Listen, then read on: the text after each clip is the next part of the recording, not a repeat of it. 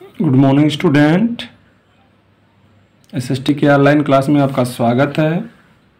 आज हम लोग एसएसटी में फर्स्ट चैप्टर पढ़ रहे हैं, यूरोप में राष्ट्रवाद। हम लोग पढ़ रहे हैं इटली का एकीकरण। आज हम लोग पढ़ेंगे इटली का एकीकरण। देखिए, जर्मनी के एकीकरण की तरह इटली के एकीकरण में भी बहुत सारी समस्याएं थी।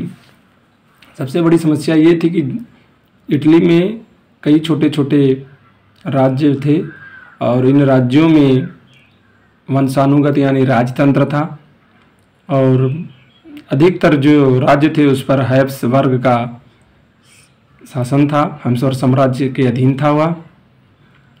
जिस समय इटली का एकीकरण हो रहा था उस समय इटली सात भागों में बटा हुआ था, या कह सकते हैं 7 राज्य, छोटे छोटे 7 राज्य थे, जिनमें केवल सार्डिनिया पिडमांड में ही इतावली यानी इटली के राजघराने का शासन था। बाकी जो शासक था वो विभिन्न राज्यों या विभिन्न राजाओं द्वारा शासित था। उत्तरी भाग जो ऑस्ट्रियाई हैब्सबर्गों के अधीन था। मध्य इलाके में इटली जो कि रोम का था, पोप का शासन था। और दक्षिणी क्षेत्र में स्पेन के बोर्बा वंशों का शासन था इस समय। और पूरी इटली के जो राज्य थे उन राज्यों में कोई एक भाषा नहीं थी, अलग अलग भाषाएं, अलग अलग बोलियां बोली जाती थी। 19वीं शताब्दी में इटली के एकीकरण की जो प्रक्रिया शुरू हुई वह इस प्रकार थी। इस समय इटली अनेक वंशानुगत राज्यों और बहुराष्ट्रीय हैब्सबर्ग साम्राज्य में विभाजित था। इतावली यानी इटली जो भाषा है का प्रयोग संपूर्ण इटली में नहीं किया जाता था। विभिन्न स्थानों में इनके रूप है, इनके अलग अलग क्या थे, प्रचलित थे। ठीक,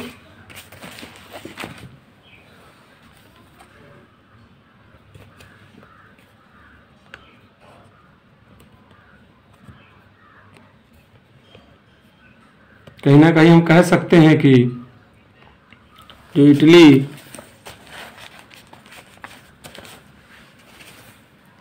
का एकीकरण था वह इतने आसानी से नहीं हो सकता था।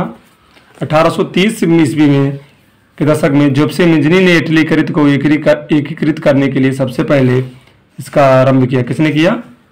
इसने यंग यूरोप और यंग इटली की स्थापना की थी। कौन था? जोसेफ मेज़नी ने इटली के एकीकरण के लिए सबसे ज़्यादा अधिक प्रयास किए और इसी ने यंग इटली नामक गुप्त संगठन का भी क्या किया? स्थापना किया। 1831 से 1848 ईस्वी में जो भी क्रांतिकारी विद्रोह हुए वह सफल इसलिए नहीं हुए, इसका सबसे बड़ा कारण था कि इटली के राज्यों में बिखराव के कारण ही ये सब संभव हो पाया। जिन्हें संगठित करने के लिए सार्डिनिया पिडमांड के जो शासक थे विक्टर इनोमल द्वितीय वो सामने आए।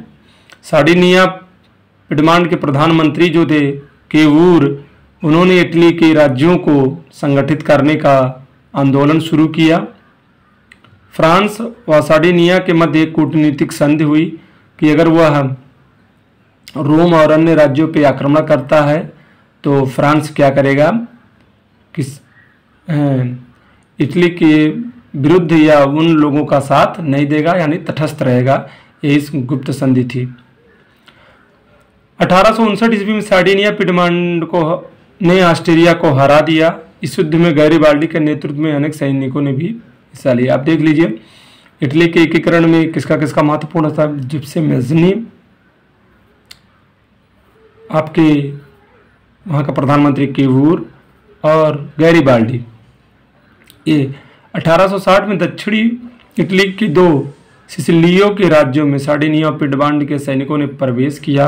यहाँ पर स्थानीय किसानों ने उनका मदद किया क्योंकि पहले से ही जोसेफ मेज़नी और गैरिबाल्डी की विचारधाराओं और यहाँ के जो गैरिबाल्डी के जो स्वयंसेवी सैनिक थे करीब 46,000 से ज़्यादा, इन लोगों ने पहले से ही इन किसानों के से मिल रखा था और उनके बारे में बता रखा था। 1861 ईस्वी में विक्टर इनोमल द्वितीय को जो इटली था, जो अभी एकीकरण हुआ था या एकीकृत हुआ था, उसका राजा बनाया गया और 1870 में इसका एकीकरण पूरा हो गया। ठीक है ना। इटली के एकीकरण, इटली के अधिकांश स्थानीय निवासी जिनकी क्या थी, निरक्षर दर क्या थी, बहुत ऊंची थी, जो कभी उदारवादी राष्ट्रवादी विचारधारा से थे, क्या थे, अपरिचित थे। दक्षिण इटली के स्थानीय किसानों ने गैरिबाल्डी का समर्थन किया, मैंने बताया भी। इन्होंने इटालिया के बारे में कभी सुना नहीं था। वे मानते थे कि ला टालिया विक्टर एनुमल की पत्नी था। इटालिया मतलब जो इटालियन भाषा है, उनको क्या लगता था कि, उनको लगता था जो पढ़े लिखे नहीं थे कि ये क्या है, ये है जो प्रसा और सार्डिनिया के राजा थे, कौन था, एनुमल विक्टर द्वितीय, उनकी पत्नी का नाम था। ब्रिटेन की अजीब दास्तान। कुछ विद्वानों के अनुसार ग्रेट ब्रिटेन एक आदर्श राज्य के रूप में उभर कर सामने आया था। ब्रिटेन में राष्ट्र निर्माण का काम अचानक उथल पुथल क्रांतियों से नहीं हुआ था, यह काफ़ी समय से धीरे धीरे चल रही प्रक्रिया का परिणाम था। 18वीं शताब्दी के पूर्व में जिसे हम ब्रिटेन कहते थे वह नहीं था। ब्रितानी द्वीप कई छोटे छोटे नक्सली और जनजातियों का भी समूह था। इनमें अंग्रेज, वेल्स, स्कॉटलैंड वाले, आयरिश आदि लोग शामिल थे। इन सभी जाति समूहों की अपनी सांस्कृतिक और राजनीतिक समस्याएं थी। ठीक है ना। जैसे जैसे आंग्ल राष्ट्र की धन दौलत, अहमियत तथा सत्ता में बढ़ोतरी होती गई, आंग्ल मतलब अंग्रेजों की, वह द्वीप समूह के अन्य राष्ट्रों पर अपना प्रभुत्व बढ़ाने में सफल हुआ। यानी जो मुख्य रूप से इंग्लैंड के जो अंग्रेज लोग थे और जिन लोगों ने व्यापार से या उपनिवेश से पैसे कमाए, उन्हीं की वजह से इन लोगों ने कह सकते हैं कि ब्रितानी जो द्वीप था, उन द्वीपों में जैसे आपका वेल्स, स्कॉटलैंड और अन्य वाले लोगों को क्या किया था, अपना प्रभुत्व बढ़ाने में सफलता प्राप्त की थी। एक लंबे संघर्ष और टकराव के पश्चात जो ब्रिटेन की संसद है ने 1688 ईस्वी में राजतंत्र से शक्ति क्या कर ली थी, छीन ली थी, और इस संसद के द्वारा एक नए राष्ट्र राज्य का या नए राष्ट्र का निर्माण हुआ था, जिसके केंद्र में क्या था, इंग्लैंड था। जैसे इटली के केंद्र में या इटली के एकीकरण में सार्डिनिया पिडमांड थे, जर्मनी के एकीकरण में प्रसा था। ठीक इसी तरीके से आपके ब्रितानी द्वीप समूह यानी ब्रिटेन के कह सकते हैं एकीकरण में इंग्लैंड क्या था, केंद्र में था। इसके साथ ही इंग्लैंड और स्कॉटलैंड के मध्य क्या हुआ था, 1707 ईस्वी में एक्ट ऑफ यूनियन से United kingdom of great Britain का निर्माण हुआ। ठीक है। यानी जो आयरिश या स्कॉटलैंड थे वह एक जुड़ा इनसे और एक नए देश का नामकरण हुआ, जिसका हम कहते हैं यूके यानी United kingdom of great Britain. इसमें इंग्लैंड व्यवहार में स्कॉटलैंड पर अपना क्या किया था, स्थापित्व जमा चुका था। इसके पश्चात ब्रिटिश संसद में किसका दबदबा रहा, अंग्रेजों का ही दबदबा रहा। एक ब्रिटिश पहचान के विकास का अर्थ यह हुआ कि स्कॉटलैंड की अपनी विशेष संस्कृति और राजनीतिक संस्थाओं की योजनाबद्ध तरीके से क्या कर दिया गया, धीरे धीरे दबा दिया गया। जो स्कॉटिश हाईलैंड्स के निवासी जिन कैथोलिकों कुलीनों ने अपनी आज़ादी को व्यक्त करने का प्रयास किया, उन्हें क्या किया, उन्हें कठोर दंड का सामना करना पड़ा। स्कॉटिश हाईलैंड के निवासियों को अपनी राष्ट्रीय वेशभूषा, पहनावे और गेलिक भाषा बोलने पर पाबंदी लगा दी गई, जिसके कारण वहाँ के अनेक नागरिकों को अपना देश छोड़कर जाने पे मजबूर होना। ऐसा ही है कुछ आयरलैंड का भी हुआ। वहाँ का राष्ट्र क्या था, दो गुटों में बटा हुआ था। एक गुट था प्रोटेस्टेंट धर्म, दूसरा कैथोलिक धर्म। अंग्रेजों ने आयरलैंड में प्रोटेस्टेंट धर्म को मानने वाले को कैथोलिक धर्म के प्रभाव जमाने में क्या की, मदद की। ब्रितानी प्रभाव के विरुद्ध हुए कैथोलिक विद्रोहों में निर्ममतापूर्वक कुचल दिया गया। वोल्सटोन और उसकी यूनाइटेड आयरिशमैन के द्वारा एक असफल विद्रोह किया गया। उसके पश्चात 1801 में आयरलैंड को बलपूर्वक यूनाइटेड किंगडम में क्या कर दिया गया, शामिल कर लिया गया। इस प्रकार ब्रितानी राष्ट्र का निर्माण किया गया और आंग्ल संस्कृति का बढ़ चढ़कर प्रचार प्रसार किया गया। नए ब्रिटेन के प्रतीक चिन्हों जैसे ब्रिटेन का झंडा, जिन्हें यूनियन जैक कहते हैं, राष्ट्रीय गान, guard, save our Nobel king का सम्मान दिया गया और पुराने राष्ट्र इस संघ के अधीन सहयोगी के रूप में ही क्या रह गया, यानी आयरलैंड वाले और आयरिश वाले, ठीक है ना, हाईलैंड वाले। अगला है क्या है, राष्ट्र का दृश्य कल्पना। अब राष्ट्र की कौन कौन सी कल्पनाएं हो सकती हैं, कौन कौन सी बातें हो सकती हैं, ये चीज हम लोग देखेंगे। किसी शासक को एक चित्र या मूर्ति के रूप में व्यक्त करना आसान है, लेकिन एक राष्ट्र को पहचानना या चेहरा कैसे दिया जा सकता है, ये काफी कठिन काम है। 18वीं और 19वीं शताब्दी में कलाकारों ने राष्ट्रों का मानवीकरण आरंभ करके इस प्रश्न को हल करने का कोशिश किया, यानी राष्ट्र को एक मानव के रूप में इन्होंने प्रचारित किया और मानव के रूप में व्यवहार के लिए इनको इन्होंने क्या चित्रित किया। जैसे कि कोई व्यक्ति हो, उस समय राष्ट्रों को नारी वेश में प्रस्तुत किया गया है।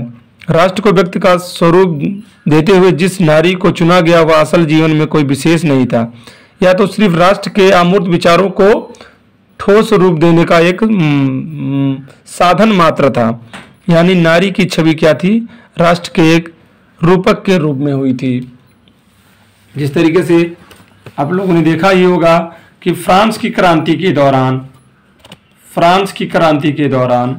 क्या हुआ था, जो स्वतंत्रता है जिसे क्या एक नारी का रूप दिया गया था, इसके एक हाथ में क्या था, मानवाधिकार की घोषणा थी और दूसरे में एक जलती मशाल थी, ठीक है ना। और उसमें क्या किया गया, इन कलाकारों द्वारा स्वतंत्रता, न्याय और गणतंत्रता जैसे विचारों को व्यक्त करने के लिए नारी रूप का प्रयोग किया था। आदर्शों को, विशेष वस्तुओं और प्रतीकों को व्यक्त किया गया था। जैसा कि आपको स्मरण होगा कि आज़ादी का प्रतीक लाल टोपी या टूटी हुई जंजीर या इंसाफ, न्याय को समान रूप से ऐसी नारियों के प्रतीकात्मक रूप से व्यक्त किया गया, जिसकी आंखों में पट्टी बंधी हुई थी, वह इंसाफ का तराजू ली हुई थी। 19वीं शताब्दी के कलाकारों ने नारी के रूपकों का आविष्कार कर उसे राष्ट्र का निर्माण के लिए प्रयोग किया। फ्रांस में उसे लोकप्रिय ईसाई नाम मारियान दिया गया, जिसने जन राष्ट्र के विचारों को अंकित किया। उनके चिन्ह भी स्वतंत्रता और गणतंत्रता थे, लाल टोपी, तिरंगा और कलगी था। मरियान की प्रतिमाएं सार्वजनिक चौराहे पर लगाई गई ताकि जनता को एकता के राष्ट्रीय प्रतीक की याद आती रहे, लोगों का विश्वास बना रहे। मरियान की छवि सिक्कों और डाक टिकटों पर अंकित की गई। मरियान की ये तस्वीरें फ्रांसीसी गणराज्य का प्रतिनिधित्व करती रही। इस प्रकार जर्मेनिया जर्मन राष्ट्र का रूप बन गई। ये चित्र है जिसे चित्रकार फिलिप वेट ने 1848 ईस्वी में बनाया था। इस तस्वीर में जर्मेनिया बलूत के पत्तों का मुकुट पहने हुई है, क्योंकि जर्मन बलूत पर वीरता का प्रतीक हुआ करते थे, ठीक है। राष्ट्रवाद और साम्राज्यवाद। 19वीं शताब्दी के अंत में अंतिम चौथाई तथा राष्ट्रवाद का संकीर्ण रूप क्या हुआ था, सामने आया। उसका यह जनतांत्रिक आदर्शवादी उदार स्वरूप अब नहीं रहा। 19वीं शताब्दी के पूर्व भाग में जो था, अब एक दूसरे के प्रति लोग क्या होते गए, अनुदार होते गए और एक दूसरे से लड़ने लगे। यूरोप की समाजवादी शक्तियों ने इसका फायदा उठाया। उन्होंने अपनी साम्राज्यवादी उद्देश्यों को प्राप्त करने के लिए अपने अधीन लोगों को राष्ट्रवादी आकांक्षाओं का हित प्रयोग करने के लिए किया। भौगोलिक तथा जातीय भिन्नता ने बाल्कान क्षेत्र, जर्मनी और फ्रांस के इधर के बीचों बीच पड़ता है, उसका बीच गंभीर तनाव पैदा कर दिया। यह 1871 ईस्वी के पश्चात ही यूरोप की परिस्थितियां थी।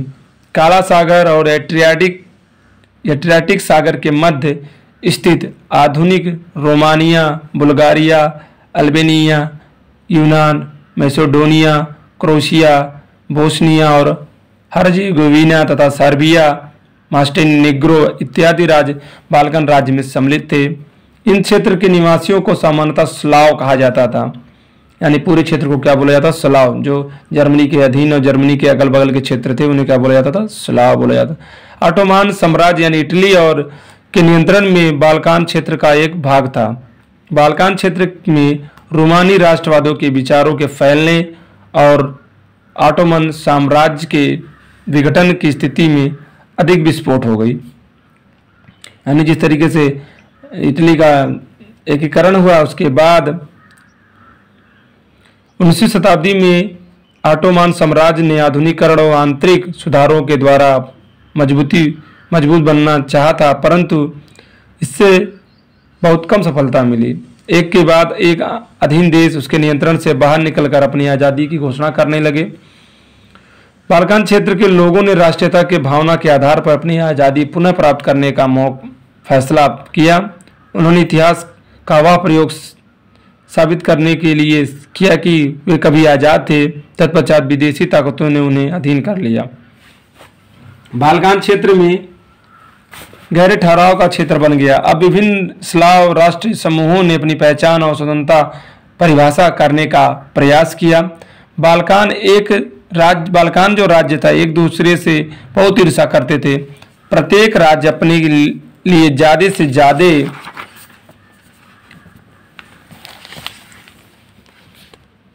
भूमि क्षेत्र हथियाना चाहते थे।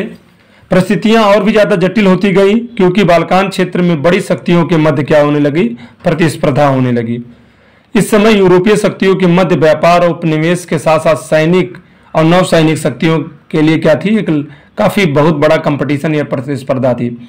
जिस प्रकार बाल्कान समस्या आगे बढ़ी उसमें ये प्रतिस्पर्धाएं खुलकर सामने आने लगी।